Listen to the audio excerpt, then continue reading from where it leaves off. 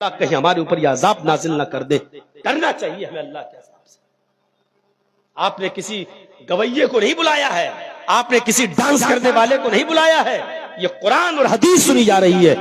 ہماری ہر حدیث اور ہر آیت پر ہم کہیں تالی بجاؤ, تالی بجوا سکتا ہوں, لیکن تالیاں بجانا بھی اسلام کی تعلیم کے خلاف ہے. اس لیے ہم لوگ اپنے جلسوں میں کبھی کسی کو تالی بجانے تک کی اجازت نہیں دیتے. یہ مشاعرہ بھی نہیں ہے کہ ایک شعر پڑھ کے واہ واہ واہ واہ کیا جائے. ہم نے کبھی نہیں کہا کہ قرآن کی آیت ہم پڑھے واہ واہ کہو. نہیں, سنو غور سے. سننے کے لیے ہے, ہم لوگ سنانے کے لیے بیٹھے ہیں, آپ سننے کے لیے آئے ہو. تہذیب اور ادب بھی ہوتا ہے کوئی چیز. کھانا کھانے کے ادب ہوتے ہیں, پانی پینے کے ادب ہوتے ہیں, نماز پڑھنے کے کوئی آداب ہوتے ہیں, مسجد میں جانے کے کچھ آداب ہوتے ہیں, گھر میں داخل ہونے کے کچھ آداب ہوتے ہیں. اسی طریقے سے جلسہ سننے کے بھی آداب ہیں میرے بھائیو. مت موقع دو شکایت کا. تو پہلی چیز ہمیں اللہ کی توحید کو مضبوطی سے پکڑنا چاہیے اور یہ عقیدہ رکھنا چاہیے کہ اللہ ہی ہے دینے والا اور چھیننے والا. اگر کسی کو یہ دعا یاد نہ ہو تو یہ دعا یاد کر لو. ہر فرض نماز کے بعد اللہ کے نبی یہ دعا پڑھا کرتے تھے. ہر فرض نماز کے بعد اللہ کے نبی صلی اللہ علیہ وسلم یہ دعا پڑھا کرتے تھے. آپ بھی اس دعا کو یاد کر لو. اللہم لا مانع لما آتیت ولا معطی لما منعت ولا ينفع ذا الجد منک الجد. اللہم لا مانع لما آتیت, اللہ جس سے کوئی چیز چھیننا چاہے. اللہم لا مانع لما آتیت, اللہ اگر کسی کو کوئی چیز دینا چاہے تو ساری دنیا مل کر اس سے وہ چیز چھین نہیں سکتی.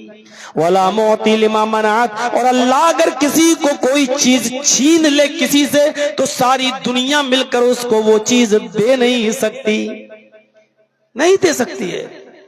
اللہ رب العالمین نے, غور کرو, کسی کو دینا چاہ, فرعون نے اعلان کر دیا. فرعون نے, کیونکہ فرعون کو کسی نجومی نے, کسی کاہن نے کہہ دیا تھا تمہاری حکومت میں کوئی بچہ پیدا ہوگا اور وہ بچہ بڑا ہو کر تمہاری حکومت کو پلٹ دے گا اور ایک دن وہ تمہاری موت کا سبب بن جائے گا. لہذا کوئی بچہ پیدا ہوگا وہ تمہیں سزا دے گا, تمہیں نکال دے گا اور تمہاری جگہ پر خود بادشاہ بن جائے گا. تو فرعون ہنسنے لگا اور اس نجومی سے, اس کاہن سے کہنے لگا, بھوشیہ بتانے والے سے, ہماری حکومت کو گرانے کے لیے کوئی بچہ تو تب بڑا ہوگا جب میں کسی کو بڑا ہونے دوں گا. آج کے بعد جتنے بھی بچے جب بھی پیدا ہوں گے ان بچوں کو اسی وقت قتل کر دیا جائے گا. فرعون نے لاکھوں بچے کٹوا دیے. جو بچہ پیدا ہوتا تھا فرعون کے درباریوں کو پتا چلتا تھا, بچے کو چھینتے تھے وہ اس عورت سے اور اس کو قتل کر دیا کرتے تھے. چھوٹے چھوٹے بچے مار دیے گئے جاتے تھے, قتل کر دیے جاتے تھے. لیکن اللہ رب العالمین سے ایک ایسا بچہ پیدا کیا جو آگے چل کر موسیٰ علیہ السلام کا نام پاتا ہے. موسیٰ پیدا ہوئے, چھوٹے سے بچے تھے. موسیٰ کی ماں نے سوچا 2 دن 3 دن تو چھپانے میں کامیاب ہو گئی, لیکن بچہ تو بچہ ہی ہوتا ہے. وہ دودھ کے لیے کبھی روتا ہے, کبھی درد سے روتا ہے. بچے تو بچے ہوتے ہیں. سوچا میرے بچے کی رونے کی آواز سے کہیں ایسا نہ ہو, میرے بچے کی رونے کی آواز سے کہیں ایسا نہ ہو کہ فرعون کی پولیس کو پتا چل جائے اور وہ ہمارے بچے کو چھین کر قتل کر دے. اس نے لکڑی کا ایک صندوق بنایا. کیا ہوا بیٹا؟ نہیں, بیٹھ جاؤ یا جاؤ, 2 کام میں سے ایک کام کرو, کھڑے ہو کے مت دیکھو. ایک لکڑی کا صندوق بنایا. ذرا سنیے گا میرے بھائیوں, دیکھیے فرعون سب کو ختم کر رہا ہے, لیکن اللہ اگر کسی کو بچانا چاہے تو فرعون کا باپ بھی ختم نہیں کر سکا.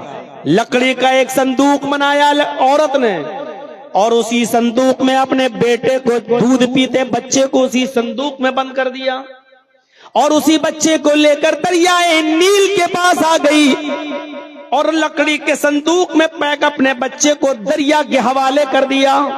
دریائے نیل دریائے نیل کے حوالے کر دیا، یہ کہتے ہوئے کہ اللہ فرعون بچوں کو قتل کر رہا ہے اور میں اپنے بچے کو قتل ہوتے ہوئے دیکھ نہیں سکتی، اس لیے میں نے اپنی ممتا اور اپنی محبت کو تیری راہ میں دے دیا ہے، ہم نے اس کو سمندر میں ڈال دیا ہے۔ اے اللہ اب میں نہیں جانتی کہ میرے بچے کی حفاظت تو کیسے کرے گا۔ یہاں پر بھی اس نے اللہ کو پکارا، اللہ میں نہیں جانتی کہ میرے بچے کی حفاظت تو کیسے کرے گا۔ سمندر میں ڈال دیا اور سمندر کی موجیں اس صندوق کو آگے لے جانے لگی، ایک لہر آتی صندوق آگے بڑھ جاتا، ایک اور لہر آتی صندوق اور آگے بڑھ جاتا۔ ماں اس وقت تک دیکھتی رہی اس صندوق کو جب تک کہ وہ صندوق اس ماں کی آنکھ سے اوجھل نہیں ہو گیا۔ ذرا سوچیے، اپنے بچے کو صندوق میں بند کر کے لکڑی کے سمندر کے حوالے کرنا، اور جب کیا ہوگا تو اس عورت کے دل پر کیا بیتی ہوگی۔ اس ماں کے کلیجے سے پوچھو کہ کیسے چھوڑ دیا۔ صندوق جب تک نظر آیا دیکھتی رہی، جب غائب ہو گیا تو گھر آ گئی، پھر دعا کرتی رہی، اور اللہ کی قدرت دیکھو، صندوق بہتے بہتے فرعون کے محل کے پاس سے گزرا۔ فرعون کی بیوی آسیہ بالکنی میں کھڑی تھی، سمندر کے اندر بہتے ہوئے صندوق کو دیکھا لکڑی کے، تو اپنی درباریوں کو بھیج کر کہا کہ جاؤ اس صندوق کو اٹھا کے لاؤ، ہو سکتا ہے اس میں کوئی خزانہ آ رہا ہو۔ کیسے اللہ انتظام کراتا ہے۔ درباری صندوق اٹھا کر لائے۔ آسیہ نے جب اس صندوق کو کھولا تو کیا دیکھتی ہے، بڑا خوبصورت حسین و جمیل دودھ پیتا بچہ اس صندوق میں بند ہے۔ درباریوں نے خبر بچہ سمندر میں بہتے ہوئے آ گیا ہے اور آپ کی بیوی نے اس بچے کو اٹھوا لیا ہے۔ فرعون اپنے درباریوں سے کہتا تلوار لے کر میرے ساتھ چلو، اپنی بیوی سے کہتا اس بچے کو ہمارے حوالے۔ بیوی کہنے لگی ارے اس بچے کو مار کر تمہیں کیا ملے گا، یہ تو ہمارے پاس پلے گا، ہم اس کو کھلائیں گے پلائیں گے بڑا کریں گے، ہمارے پاس کوئی اولاد نہیں ہے، ہم اس کو بیٹا بنا لیں گے یا ہم کو یہ نفع دینے کے کام آئے گا۔ ارے جب تم اور ہم دونوں اس کو مل کر پالیں گے تو یہ تمہارے خلاف بغاوت تو نہیں کرے گا؟ کیوں کرے گا؟ جب تم ہم دونوں اس کو مل کر پال رہے ہیں تو پھر کیوں بغاوت کرے گا؟ فرعون نے پھر ضد کی، آسیہ نے بھی ضد کی، لیکن بیوی کی ضد کے آگے فرعون کی نہیں چل پائی اور اپنی بیوی کی بات مان کر کہتا ٹھیک ہے کھلاؤ پلاؤ پڑا کرو، کوئی بات نہیں، چلو ہمارے گھر میں رہے گا تو ہماری نگرانی میں، اگر کچھ بدماشی کرے گا تو ہم بڑا ہونے کے بعد بھی گردن مار سکتے ہیں اس کی۔ بس یہیں سے موسیٰ علیہ السلام کی پرورش ہوتی ہے اور پھر اللہ نے کسی طریقے سے انتظام کیا۔ موسیٰ علیہ السلام کسی کا دودھ نہیں پیتے تھے، پھر پتا چلا کسی طریقے سے پھر اللہ تعالیٰ نے اس عورت کو وہاں تک پہنچا دیا، نوکرانی بن کے آتی ہے اور پھر اس نے کہا لاؤ ہم دکھاتے ہیں شاید ہو سکتا ہے میرا دودھ پی لے، اور جیسے ہی موسیٰ کی ماں نے اپنے دودھ سے لگایا بچہ دودھ پینے لگا تو فرعون کی بیوی نے دودھ پلانے کے لیے اسی عورت کو منتخب کر دیا۔ اس کو بھی نہیں معلوم کہ یہ فرعون اس بچے کی ماں ہے، ماں جانتی ہے یہ میرا ہی بیٹا ہے کیونکہ وہ تو پہچانتی تھی۔ اب دودھ بھی پلانے لگی لیکن یہ نہیں بتاتی تھی کہ یہ میرا بیٹا ہے۔ فرعون اسی گھر میں پل پل پوس کر بڑے ہو گئے اور پھر آگے چل کر پورا واقعہ نہیں بتانا چاہتا۔ یہی فرعون کے لیے مصیبت بھی بن گئے۔ اللہ نے نبوت سے نوازا اور پھر دریائے نیل کو پار کرنے لگے تو سمندر میں لاٹھی ماری، سمندر دو حصوں میں بٹ گیا، موسیٰ اور موسیٰ کے ساتھی نکل گئے۔ فرعون نے سوچا راستہ بن گیا، ہم بھی نکلیں اور موسیٰ کو اور ان کی قوم کو پکڑیں، اور جیسے ہی فرعون اور اس کے ساتھی سمندر میں بیچوں بیچ میں پہنچتے ہیں اللہ نے حکم دیا ہے سمندر دونوں طرف سے مل جا، سمندر کے دونوں کنارے مل جاتے ہیں۔ فرعون اور اس کے پورے کے پورا لشکر پورا کا پورا غرق ہو جاتا ہے، ڈوب جاتا ہے سمندر کے اندر۔ میرے بھائیوں موسیٰ علیہ السلام ہی اس کی موت کا سبب بنے اور پھر بعد میں وہی موسیٰ علیہ السلام وہاں کے حکمراں بنے۔ اب آپ اندازہ لگا سکتے ہیں کہ ساری دنیا علاقے کے بچوں کو قتل کر رہا تھا فرعون، ایک بھی بچے کو زندہ نہیں رہنے دیں گے، لیکن اللہ نے موسیٰ کو بچایا۔ تو میں کہنا یہ چاہتا تھا، اللہ اگر کسی کو کوئی چیز دنیا چھین نہیں سکتی اور جس سے چھین لے ساری دنیا مل کے اس کو دے نہیں سکتی۔ تو میرے بھائیوں، توحید پر اتنا ہی کافی ہے۔ قول لا الہ الا اللہ، یہ سب سے افضل ایمان ہے۔ لا الہ الا اللہ کہنا، اس کے تقاضے کو پورا کرنا۔ لا الہ الا اللہ، لا الہ الا اللہ کا وزن اتنا زیادہ ہے کہ اگر لا الہ الا اللہ کو ترازو کے پلڑے پر رکھ دیا جائے اور پوری دنیا، پوری کائنات، ساتوں زمین اور ساتوں آسمان ترازو کے دوسرے پلڑے پر رکھ دیے جائیں اور پھر ترازو اٹھائی جائے تو لا الہ الا اللہ کا پلڑا جھک جائے گا اور ساری دنیا کا پلڑا اڑ جائے گا۔ اس لیے اٹھتے بیٹھتے چلتے پھرتے میرے بھائیوں، لا الہ الا اللہ کا ورد کرتے رہو۔ اس کلمے کو پڑھ کر اپنے نامہ اعمال میں اضافہ کر۔ آؤ دوسری چیز، فَأَفْضَلُهَا قَوْلُ لَا إِلَهَ إِلَّا اللَّهِ، پہلی چیز لا الہ الا اللہ کہنا۔ دوسری چیز کیا ہے؟ ایمان کا ایک حصہ اماطۃ الاذى عن الطریق، راستے سے تکلیف دہ چیز کو ہٹا دینا۔ راستے سے تکلیف دہ چیز کو ہٹانا بھی ایمان کا ایک حصہ ہے۔ راستے میں کوئی کنکر پڑا ہے ہٹا دو، راستے میں کیلے کا چھلکا پڑا ہے ہٹا دو، راستے میں کوئی پتھر پڑا ہے تو اس کو ہٹا دو، سکتی ہے ہٹا دو۔ بائک سے جا رہے ہو، بڑا پتھر راستے میں دیکھا، بائک روک دو، پتھر کو ہٹا دو۔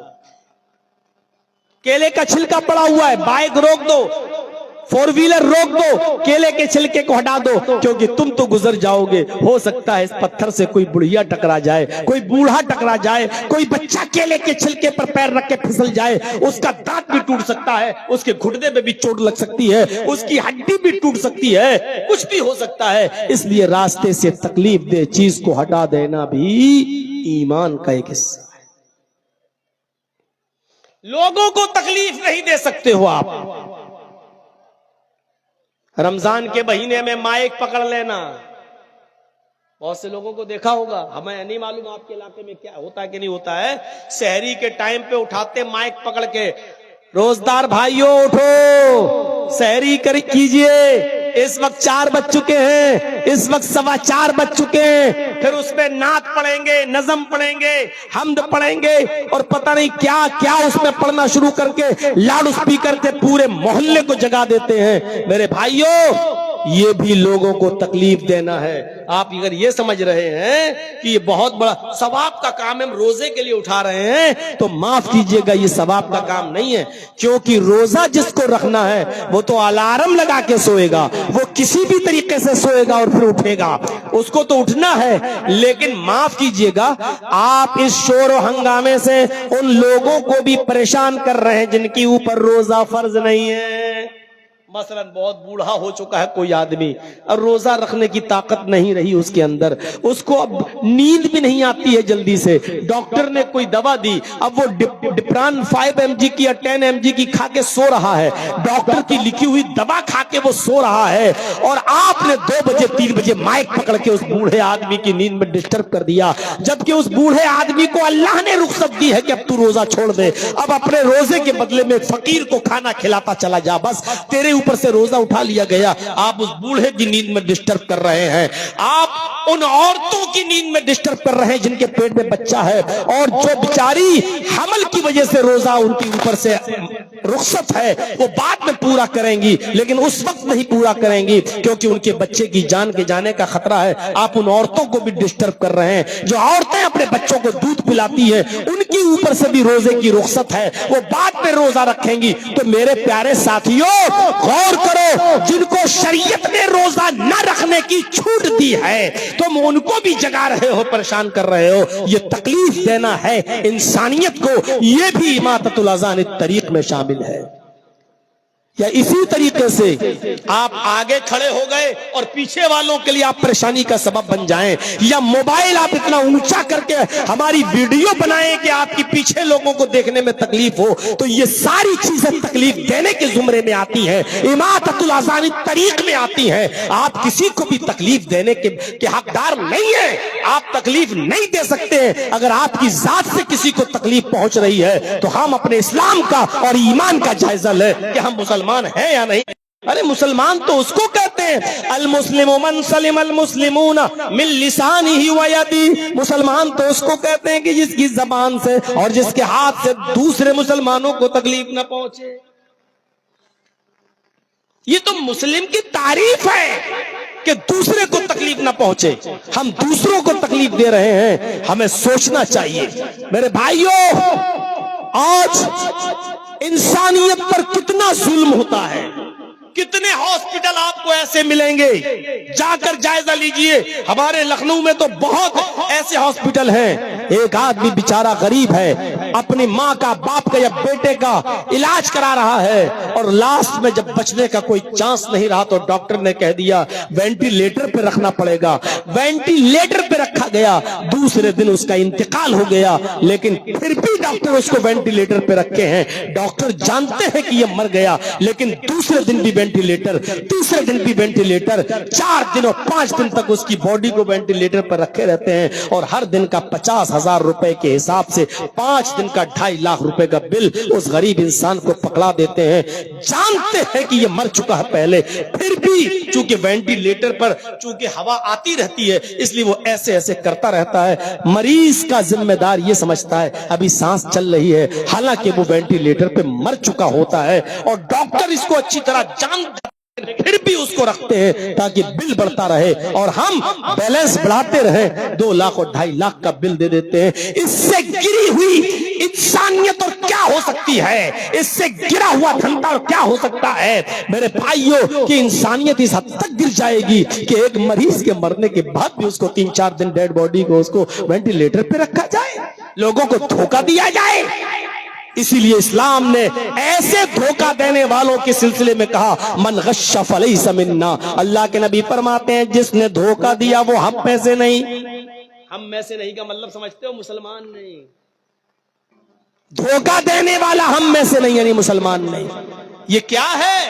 جرجیت صاحب کی موبائل کی دکان ہے، ریپیئر کرتے ہیں. اچھا ہے، ٹھیک ہے. ایک کسٹمر آیا بیچارہ، مولانا جرجیت صاحب دیکھیے موبائل. ہاں ٹھیک ہے، اس میں یہ کمی ہے، ہاں یہ پارٹس بدلا جائے گا، ہاں 1500 روپے کا خرچہ آئے گا. ٹھیک ہے، پارٹس تو اوریجنل ڈالیں گے نا؟ ہاں اوریجنل ڈالیں گے، ٹھیک ہے. اب آپ اندر تو کوئی گھس کے نہیں نہ دیکھ رہا ہے، آپ نے اس میں 200 روپے والا پارٹس ڈال دیا ہے جو اوریجنل نہیں ہے، اور آپ جانتے ہیں کہ یہ چلے گا، اور آپ نے اوریجنل کہہ کر اس کو آپ نے 200 روپے کا ڈپلیکیٹ آپ نے اس کے اندر پارٹ ڈال دیا. اور جب کسٹمر لینے آیا آپ نے اس کو دے کے 1500 روپے لے لیے. یہ بھی دھوکہ ہے کسٹمر کے ساتھ، اور آپ بھی اسی زمرے میں شامل ہے کہ من غش فلیس منا، جس نے دھوکہ دیا وہ ہم میں سے نہیں. اسی طریقے سے جرجیت صاحب قابل ہیں، ہوشیار ہیں، سرکاری ویکینسی نکلی ہوئی ہے اور میرے نمبر کے مطابق مجھے حق ہے کہ میرا نمبر آ جائے گا. مجھے نمبر کے مطابق ہم کو ملنی چاہیے نوکری، لیکن دوسرے آدمی نے 25 لاکھ روپے کی رشوت دے کر جرجیت صاحب کا نام کٹا کر وہاں نوکری پالی. جس نے رشوت دے کر نوکری پائی وہ، اور جس نے رشوت لے کر حقدار کا حق مار کر کسی غیر حق کو نوکری دے دی اور سرکاری سروس دے دی، میرے پیارے ساتھیوں یہ بھی انسانیت پر ظلم ہے، حقدار کا حق مارنا ہے. اس لیے اللہ کے رسول نے فرمایا راشی والمرتشی کلاہما فی النار. رشوت لینے والا بھی اور رشوت دینے والا دونوں جہنم کے اندر جائیں گے، کیونکہ دونوں نے انسانیت پر ظلم کیا. یہاں ہندو مسلمان کی قید نہیں ہے. اگر کسی ہندو کا بھی نمبر آ رہا ہے، قابل ہے، تو آپ اس کو نوکری دیجیے، اس کا حق ہے. آپ کسی کا حق نہیں مار سکتے. آپ کو نوکری اس لیے مل جائے کہ آپ مسلمان ہیں، نہیں، آپ کو قابلیت کی بنیاد پر نوکری حاصل کرنا چاہیے، اور دوسرے آدمی کو قابلیت کی بنیاد پر ہی نوکری دینی چاہیے، چاہے وہ کسی مذہب سے ریلیٹڈ ہو، چاہے وہ کسی مسلک کا ہو، چاہے وہ کسی بھی مکتب فکر کا ہو. انسانیت یہ کہتی ہے. جرجیت صاحب روزے سے ہے، ایک مثال روزے سے ہے، اور میرے پڑوس میں رہنے والا ایک چھوٹا سا بچہ غیر مسلم کا، ہندو کا ہے، اس کو آپریشن کی ضرورت ہے امیڈیٹلی. اس کے پورے گھر کا بلڈ گروپ اس سے نہیں مل رہا ہے. ڈاکٹر نے کہا ہے کہ فوراً امیڈیٹلی اسی گروپ کا خون چاہیے ایک بوٹل. اگر 1 گھنٹے کے اندر اندر 1 بوٹل بلڈ نہیں ملتا ہے تو یہ بچہ مر جائے گا. پتا چلا کہ جرجیز صاحب کا بلڈ گروپ اس بچے کے بلڈ گروپ سے مل رہا ہے اور جرجیز صاحب 1 بوٹل 200 ml 250 ml بلڈ دے کر اس کی جان بچا سکتے ہیں. تو اب جرجیز صاحب کے لیے ضروری ہو جاتا ہے اگر 1 بوٹل بلڈ دینے سے ان کی صحت اور ان کی تندرستی پر کوئی فرق نہیں پڑتا, ان کی جان کو خطرہ نہیں پڑتا, تو وہ اپنا بلڈ نکلوا کر اس غیر مسلم بچے کو دیں. انسانیت دیکھیے, اس غیر مسلم بچے کو دیں. اب تھوڑا سا بلڈ, جیسے ملیریا کا ٹیسٹ کرانا ہے یا ڈینگو ٹیسٹ کرانا ہے تو 1 ml 2 ml 5 ml بلڈ نکلوانا روزے کی حالت میں جائز ہے. اتنا نکلوا سکتے ہیں آپ ٹیسٹ کے لیے. ملیریا کی جانچ ہونا ہے, مولانا صاحب کیا روزے سے ہیں تو کیا ہوا, آپ 5 ml تک بلڈ نکلوا کے آپ جانچ کروا سکتے ہیں, آپ کے روزے پہ کوئی فرق نہیں پڑے گا. لیکن یہاں تو پوری 1 بوٹل بلڈ نکالنا ہے, اس میں آپ کو کمزوری آئے گی, اس لیے 1 بوٹل بلڈ نکالنے سے آپ کا روزہ ٹوٹ جائے گا.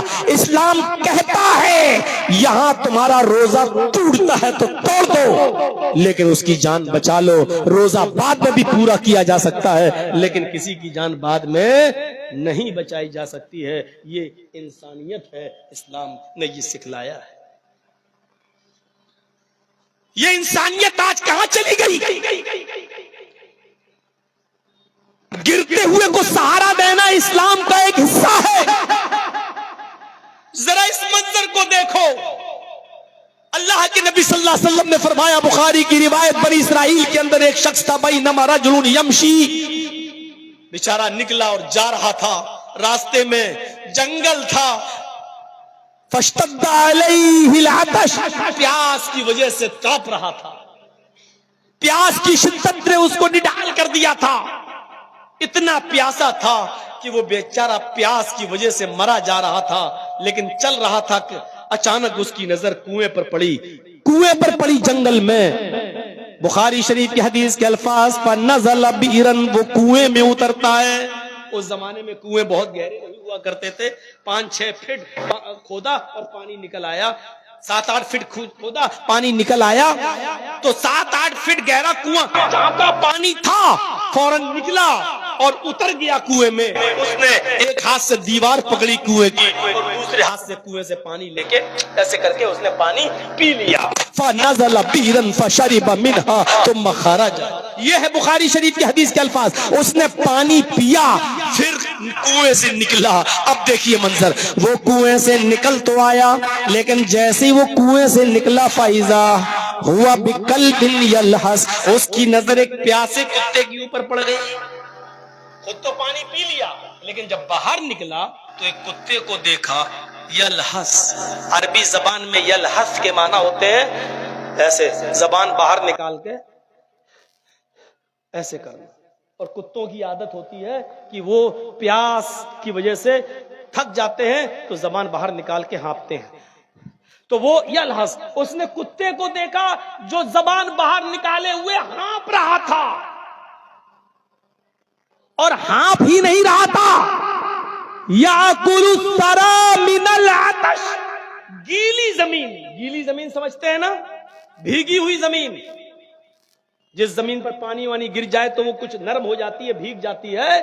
وہ کسی بھیگی ہوئی زمین کو دیکھتا کتا تو یاکل الثری من العطش, پیاس کی وجہ سے اس بھیگی ہوئی زمین کی مٹی کو چاٹنے لگتا زبان سے. شاید اس مٹی سے کچھ پانی نکل آئے, شاید اس مٹی سے کچھ پانی کو ہم پا لیں, لیکن نہیں پایا. پانی مٹی پہ گرا, مٹی نے سوکھ لیا, گیلی تو ہو گئی لیکن پانی نہیں دے پا رہی تھی. کتا اس مٹی کو چاٹ رہا تھا لیکن پانی اس میں سے نہیں نکل رہا تھا. اس آدمی نے سوچا جو میرے اوپر گزر رہی ہے وہی گزری تھی, وہی کتے کے اوپر بھی گزر رہی ہے. جیسے میں پیاس سے تڑپ رہا تھا یہ کتا بھی پیاس سے تڑپ رہا ہے, اس کتے کو بھی پانی پلانا چاہیے. وہ پھر کنویں میں اترا لیکن برتن نہیں تھا, پانی کیسے لے. حدیث کے الفاظ, فَمَلَا خُفَّهُ, اس نے اپنے پیروں سے موجہ نکالا, چمڑے کا موزہ چلتا تھا اس زمانے میں، کپڑے کا موزہ نہیں، چمڑے کا موزہ تھا. اس نے چمڑے کا موزہ نکالا اپنے پیروں سے، یہاں تک کے موزے ہوا کرتے تھے، یہاں سے پہنتے تھے یہاں تک موزہ. اس نے چمڑے کا موزہ نکالا اور نکالنے کے بعد اس کو پانی سے بھر لیا. اس میں پانی بھر لیا، اب کنویں میں اتر گیا، پانی موزے میں بھر لیا. اب چڑھے کیسے؟ اب چڑھے کیسے؟ اتر تو گیا، موزے کو بھر تو لیا، اب ایک ہاتھ میں موزہ اور ایک ہاتھ سے دیوار نہیں چڑھ پائے گا، اب چڑھے کیسے؟ بخاری شریف کی حدیث کے الفاظ ثم امسکہ بفیہ، اس نے چمڑے کے موزے میں بھرے ہوئے پانی کو اپنے دانتوں سے دبا لیا، ایسے کر کے